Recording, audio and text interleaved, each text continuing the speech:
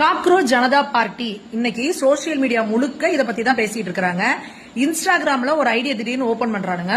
Open பண்ணி கொஞ்ச நாளுக்குள்ளே பாத்தீங்கன்னா பாருங்க 1 கோடி பேர் ஃபாலோ பண்றாங்க. இப்ப பார்த்தா 3 கோடி பேர் வந்து ஃபாலோவர்ஸ் வந்துட்டாங்க அப்படின்னு சொல்லி ஒன்னு இது பண்றாங்க.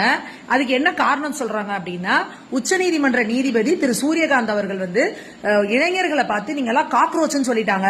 ஆமா, நாங்க காக்ரோச் ஜனதா பார்ட்டியை ஆரம்பிச்சு நாங்க என்ன செய்யறோம் பாருங்கன்னு போட்டிருக்காங்க. இதுவே முதல்ல பெரிய போய் அவர் உச்சநீதிமன்ற நீதிபதி திரு சூரியகாந்த் அவர்கள் என்ன சொல்லியிருக்காரு அப்படின்னா, ஃபேக்கான சர்டிபிகேட், இந்த ஃபேக்கான டாக்டர்ஸ், அந்த மாதிரி ஃபேக்கான இந்த படிப்பு சர்டிபிகேட் வச்சிருக்கிற இளைஞர்கள்லாம் உண்மையா படிச்ச இளைஞர்களோட உழைப்ப சுரண்ட ஒட்டுண்ணிகள் போல, காக்ரோச்சஸ் போல இருக்கிறாங்க அப்படின்றத சொல்லியிருக்காரு.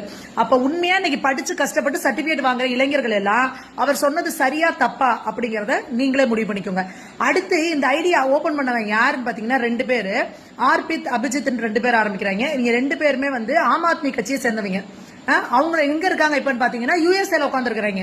யுஎஸ்ஏல உட்கார்ந்துகிட்டு ஆஹா பாருங்கள் 1.5 கோடி பேர் வந்துட்டாங்க, 2 கோடி பேர் வந்துட்டாங்க, 3 கோடி பேர் வந்துட்டாங்க. உடனே நம்ம கனிமொழி அக்கா ஆஹா இவ்வளவு பேர் இதை ஃபாலோ பண்றாங்கன்னா பாத்துக்கோங்க, இளைஞர்கள் ஏதோ ஒரு மாற்றத்தை விரும்புறாங்க அப்படின்னு அவங்க ஒரு பில்டப். அதுக்குள்ள இருக்கிறவங்க பாத்தீங்கன்னா துருக்கியில, பங்களாதேஷ்ல, பாகிஸ்தான்ல இருக்கிறவங்க அதை ஃபாலோவர்ஸா இருக்காங்க. ஏயோ இந்தியால மாற்றம் வரணும்னா எங்க இந்திய இளைஞர்கள் அதுக்கு வந்து ஃபாலோவரா இருக்கணும். துருக்கியிலயும் பங்களாதேஷ்லயும் பாகிஸ்தான்லயும் இருக்கிறவன் வந்து அதுல சேர்ந்தானா எப்படி நீங்க இந்தியால மாற்றத்தை கொண்டு வருவீங்க? நீங்க எந்த நிலைமைக்கு வந்துட்டீங்க அப்படின்னா, மோடி அவர்களை தோற்கடிக்கணும் அப்படின்னா இந்த மாதிரி லெவலுக்கா நீங்க எல்லாம் இறங்கி கீழே போவீங்க?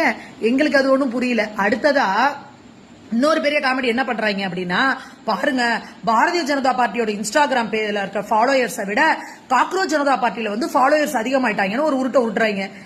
உங்களை எப்படி அசிங்கப்படுத்திட்டாங்க தெரியுமா சோசியல் மீடியால? அதே இளைஞர்கள் சன்னி லியோனோட ஃபாலோயர்ஸ் ராகுல் காந்தியோட ஃபாலோயர்ஸை விட அதிகமா இருக்கு. அப்ப சன்னி லியோனை வந்து எதிர்கட்சி தலைவர் ஆக்கிடலாமான்னு அதே இளைஞர்கள் உங்களுக்கு செருப்பட்டி கொடுத்திருக்காங்க. இப்போ இந்த எதிர்கட்சியில இருக்கிற இண்டி கூட்டில இருக்கவங்க எல்லாம் மூஞ்சிய கொண்டு எங்க வச்சுப்பீங்க அப்படிங்கறத நீங்களே சொல்லுங்க.